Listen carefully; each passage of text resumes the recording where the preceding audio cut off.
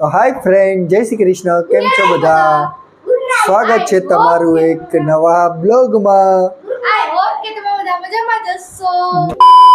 અને આ જો હું આવ્યો હવા નવે ઘરે, કેમ કે હમણાંથી અમારે શું કહેવાય કે લોડિંગ સિરામિકમાં તેજી આવી, લોડિંગમાં તેજી આવી. કારખાના બધા બંધ છે, લોડિંગમાં આવી એ તેજી.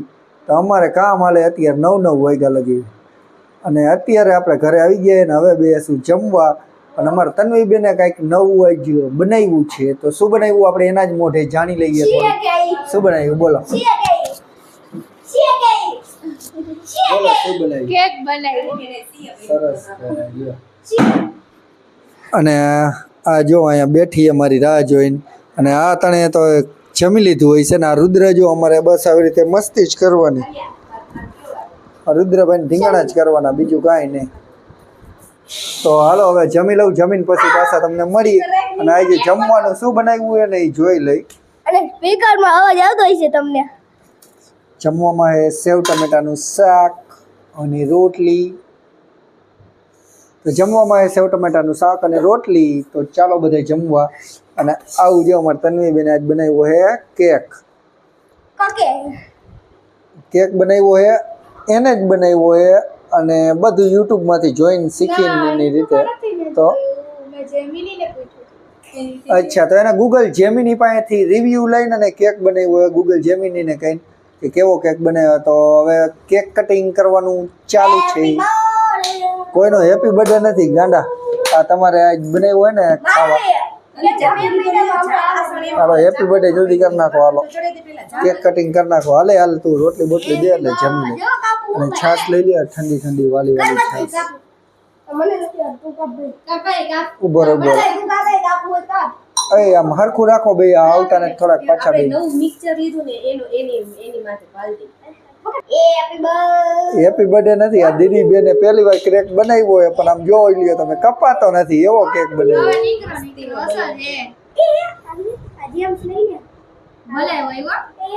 અને આમાં રુદ્રભાઈ ને કેક બહુ જ ભાવે.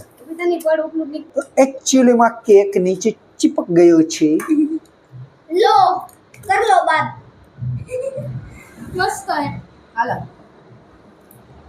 હાલ ખા પેલા એમને. તો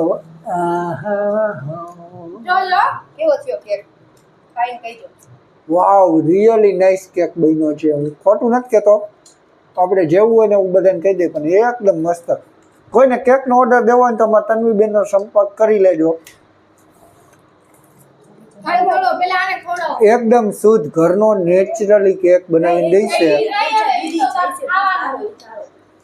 એકદમ શુદ્ધ નેચરલી ઘરની બનાવટનો કેક બનાવીને દેશે.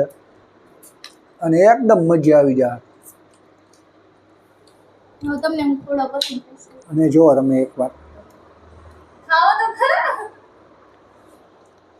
તમે એકવાર એકદમ નેચરલી ચોકલેટી ટાઈપ કેક બનાવ્યો મસ્ત. તો હાલો હવે હું જમી લઉં, જમીન પછી તમને મળું. તો ગાઈઝ અત્યારે જમીન બમીન થઈ ગયો નવરો. અને નવરો થઈને અત્યારે બેઠા બેઠા થોડીક વાર ટીવી જોઈ. જો અહીંયા ટીવી ચાલુ છે ગાઈઝ. હવે થાયકા પાયકા હવે સુઈ જાય. અને તમને કાલ સવારે ડાયરેક્ટ મળીએ, તો તમે સુઈ જાઓ. One day later. તો ગાઈઝ અત્યારે થઈ ગયો છે બીજા દિવસની સાંજ. સાંજ તો ન કહેવાય, રાત પડી ગઈ છે. અને એ રાતના કેટલા વાગ્યા ખબર? 9:30. કેમ કે દિવસ આખો કામ કરીએ એટલે નવરા થતા નથી. સાંજે તમારી એમ થાય કે બે ઘડી વાતચીત કરી. આમાં તન્વીબેન આ લેસન કરે અને આ નવરી થઈ ગઈ. જો હમણાં એક્ઝામ આવવાની એટલે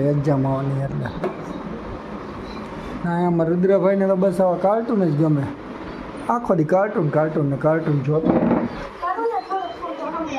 અમારે આવી ગયો અત્યારે નવરી થઈને બેઠી છે. હવે એને કહું હાલે કે રીલ શૂટ કરી નાખી, પણ એ નવરી થતી નથી, હું નવરો થતો નથી. એટલે કાંઈ હમણાં રીલું બીલું આવતી નથી. 4-5 દી અઠવાડિયું થોડીક રાહ જો, પછી રીલ ને બ્લોગ ને બધું પરમેનન્ટ આવવાનું ચાલુ થઈ છે. કેમ કે મારે અત્યારે થોડુંક કારખાના હમણાં બંધ થયા ને, તો લોડિંગ વધારી ગયું, હું નવરો થતો નથી. અને હેતલને જો આ ઘર ચોખ્ખું ચણચણાટ કરવાનું હાલે.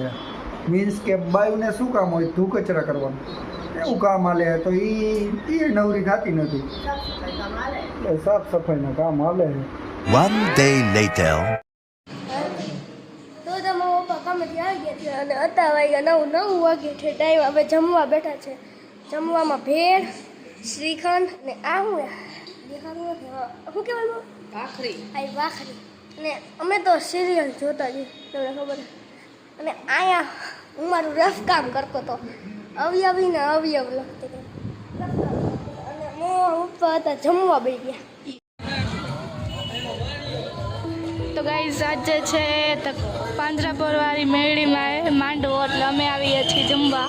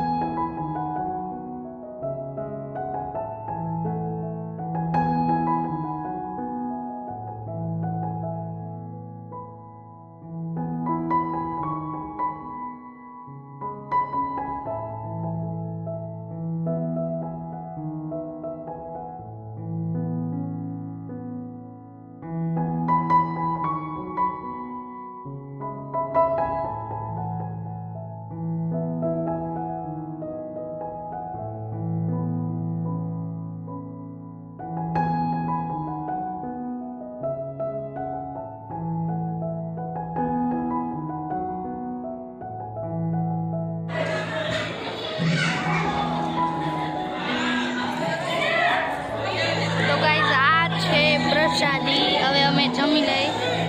તો આઈ હોપ કે તમને આ બ્લોગ સારો લાગ્યો હશે.